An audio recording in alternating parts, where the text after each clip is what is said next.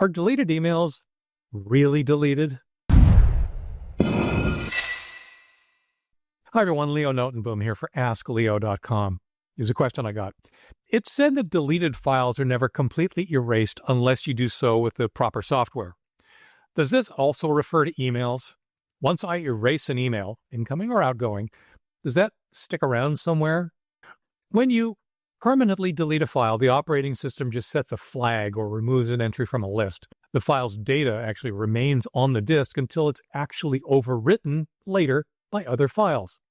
That can allow some files to be undeleted if they haven't been overwritten. Does the same thing apply to email messages? Well, it depends. It's complicated. In most email programs and web interfaces, deleting a message doesn't actually delete it. Instead, the message is moved to a special folder, typically called trash or recycle or deleted items or something along those lines. What happens next depends on the program or service.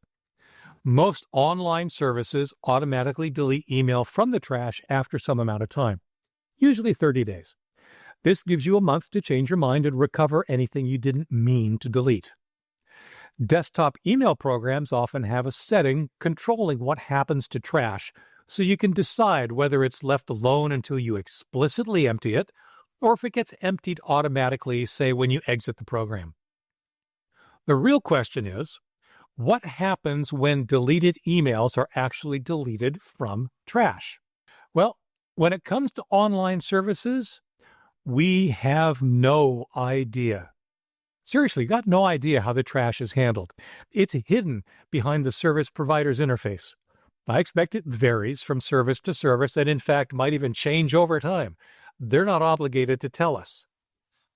The practical effect for users, though, is that once an email has been removed from an online service's trash folder, it's gone.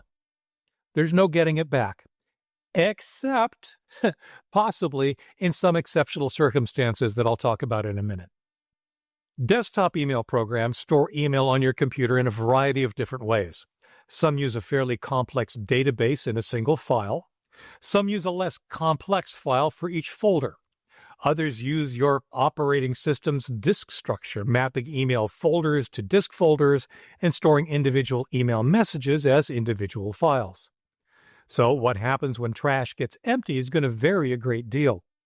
When an email program keeps individual messages as individual files, it's pretty safe to assume that they behave exactly like deleted files, because they are deleted files. It's possible that they could be undeleted. Programs using database files, like Microsoft Office Outlook Classic PST files, can be much more complex. In the case of a PST, for example, when a message is deleted, again, it's simply marked as deleted and it's not overwritten until the space it was using is needed. Deleted mail might still exist in one form or another within that database for some time. Some programs provide a compact function that removes the unused space so that the database no longer has the message. The complication is that the compact function may copy the database to a new file and simply delete the old file. That means there may be a deleted copy of the old database that could be undeleted, still containing remnants of deleted messages that could then also get undeleted. Told you it was complicated. There's also another thing that is very, very easy to overlook, and that's the impact of backing up. The exceptional circumstance I mentioned earlier is exactly that. Your online email service is almost certainly backing up your email. We don't know how often, we don't know how long they keep them, but in order to be able to recover from various types of failure, they need backups. Now, the irony, of course, is that these backups are useless to you and me. They exist to protect the service, not us. If you delete an email, the service isn't going to retrieve it from its backups for you.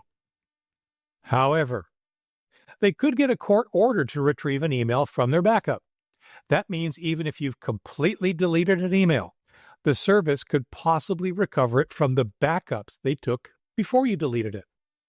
The same is true for your own backups, to be honest, in your desktop email program. If you're backing up as you should, it's very possible that an email you've completely deleted from your desktop email program could be recovered from one of your older backups. All right, there's another scenario people forget all the time, and that's that every email starts off with two copies. The copy in the sender's sent mail folder and the copy that's been received by the recipient. Regardless of which you are, sender or recipient, it's always possible that the email message might still be able to be recovered from the other guy. Deleted emails can come back to haunt you from this overlooked source. Of course, the bottom line here is that there may be no way to know exactly just how deleted your email may be, particularly when you're dealing with online email services. Understanding how your desktop email program works is at least a start to managing what you do have control over. For updates, for comments, for links related to this topic and more, visit askleo.com/17447. I'm Leo Notenboom, and this is askleo.com. Thanks for watching.